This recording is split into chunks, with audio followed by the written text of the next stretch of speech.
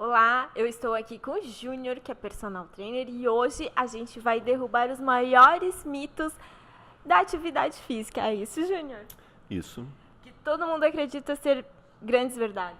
exatamente. Primeiro quero te agradecer, Tanik, novamente pelo convite, né, para que a gente possa então estarmos conversando e esclarecendo essas dúvidas que muitas pessoas acabam tendo em relação à prática do exercício físico. E é verdade, a gente pesquisou e realmente essas são as maiores dúvidas das pessoas em relação ao exercício, né?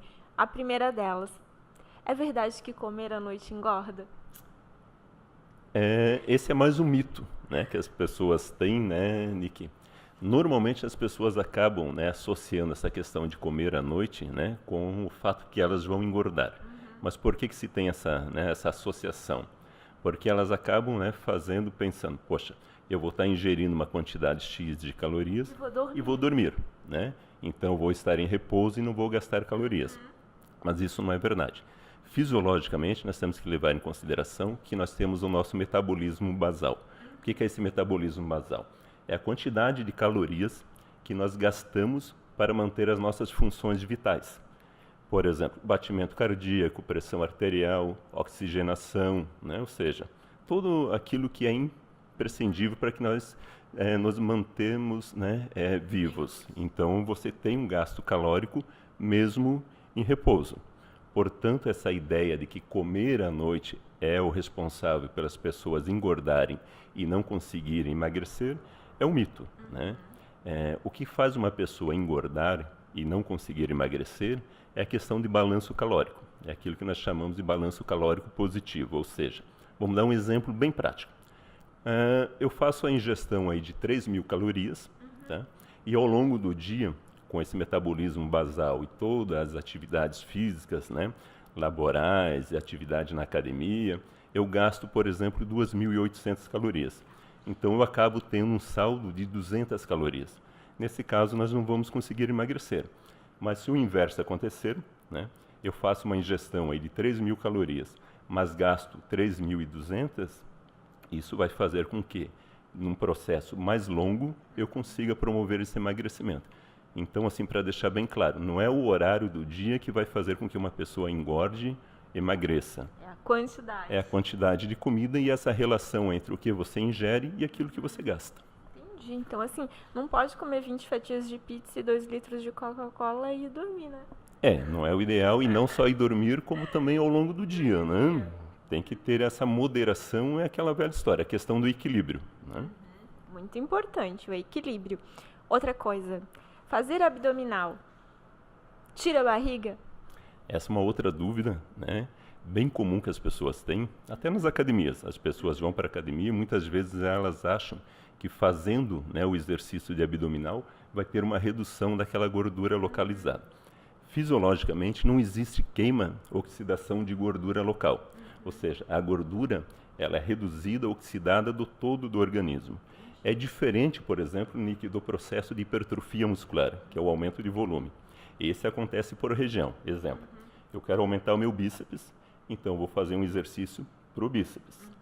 Agora, se eu quero emagrecer, não adianta eu pensar em reduzir gordura local fazendo abdominal ou de qualquer outra parte do corpo. Aí teria que fazer aeróbico. Não só o aeróbio. Na verdade, esse também podemos dizer que é mais um mito, tá, Nick? Assim, o trabalho aeróbio e a musculação são as formas de atividade mais indicadas para o emagrecimento.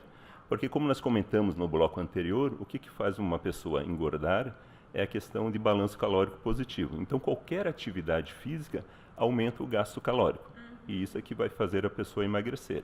Então, essa relação, né, voltando bem para a nossa questão do abdominal, não adianta fazer abdominal pensando que você vai perder barriga.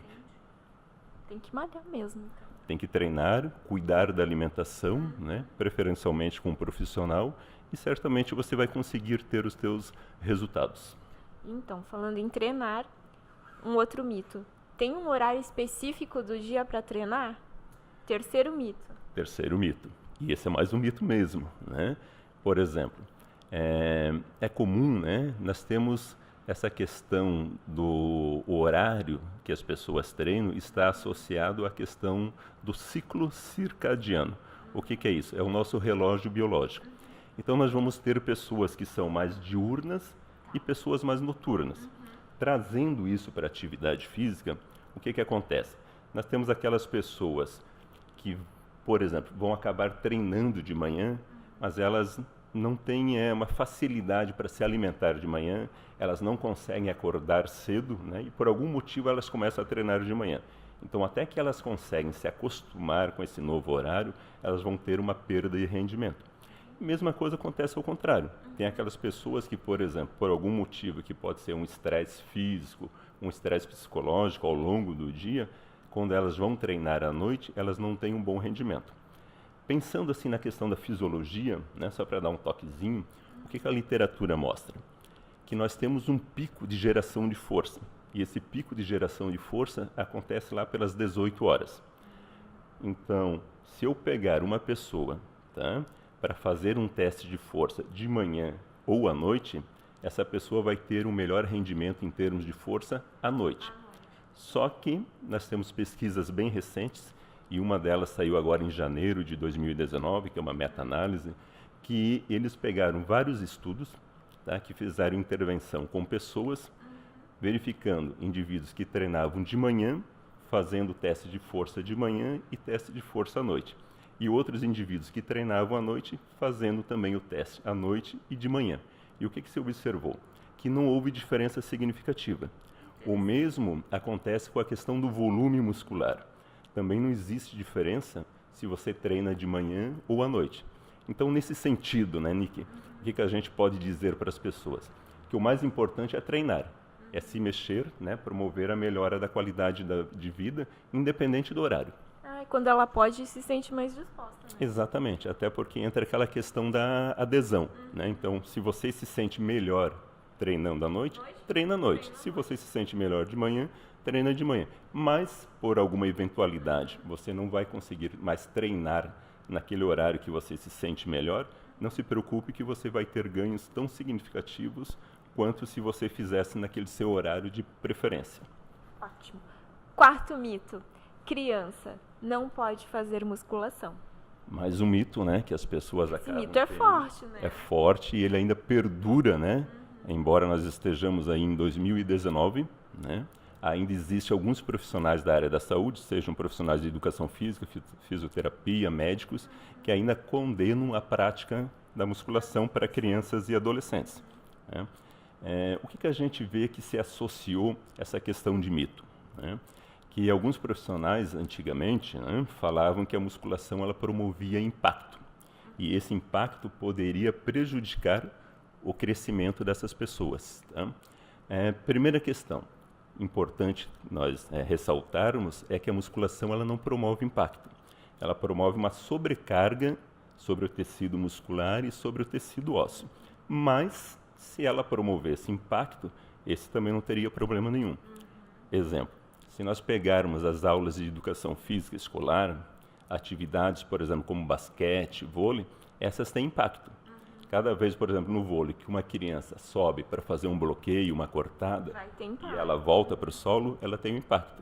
Mas essas crianças não deixam de crescer. Então, mostra que o impacto não é nenhum problema.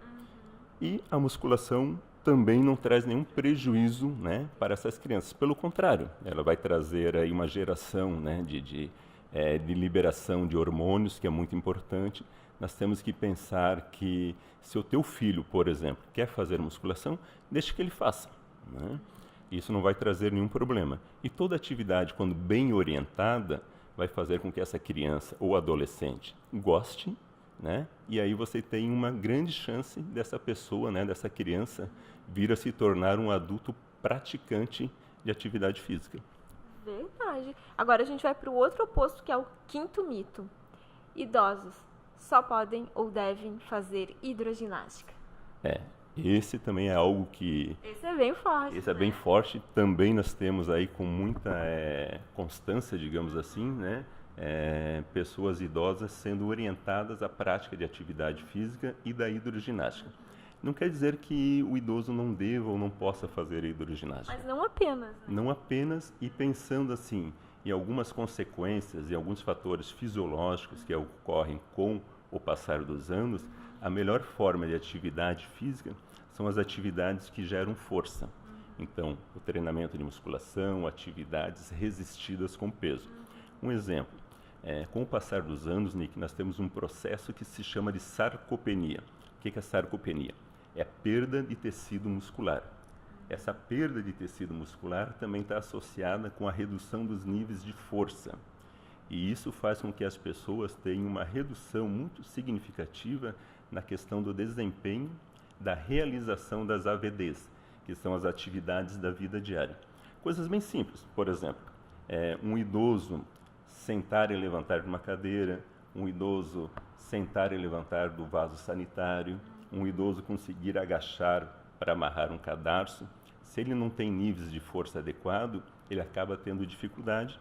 E o que isso vai fazer? Com que ele se torne um idoso dependente de outras pessoas. Que a gente vê muito por aí. Exatamente. Então, qual que é a melhor forma de atividade pensando nesses aspectos? Atividades de força. Outra questão que ocorre muito com o passar dos anos também é a redução da questão óssea, que é a osteopenia, que dependendo se isso vai se agravando, leva à questão da osteoporose. E também, nesse caso, a melhor forma de combater em termos de atividade física são atividades que promovam, então, sobrecarga no tecido muscular e no tecido ósseo. Então, assim, Nick, idoso, ele pode praticar qualquer atividade física, assim como qualquer pessoa. Agora, existem aquelas atividades físicas que são mais adequadas para determinados objetivos e necessidades das pessoas. Mas que beleza! Derrubamos 5 mitos, então, né? Que eu acho que são 5 mitos que a maioria das pessoas realmente acredita e que já está no inconsciente coletivo, né, Júnior? Exatamente, né? Então, deixar só um recado, né, Nick, que as pessoas sempre procurem, né, antes de fazer uma atividade física, passem pelo médico, procurem adequar a sua alimentação com uma nutricionista, com um profissional da nutrição, mas não se esqueçam sempre que o profissional adequado para orientar e prescrever a melhor forma de atividade física, né, dentro de uma sobrecarga, volume e intensidade adequado, é sempre o profissional de educação física. E isso não é mito. Isso não é mito. Então, já sabe, isso não é mito. Atividade física só com um educador físico para não ter problemas no futuro. Exatamente. Obrigada, Júnior. Obrigado a você, pelo convite novamente.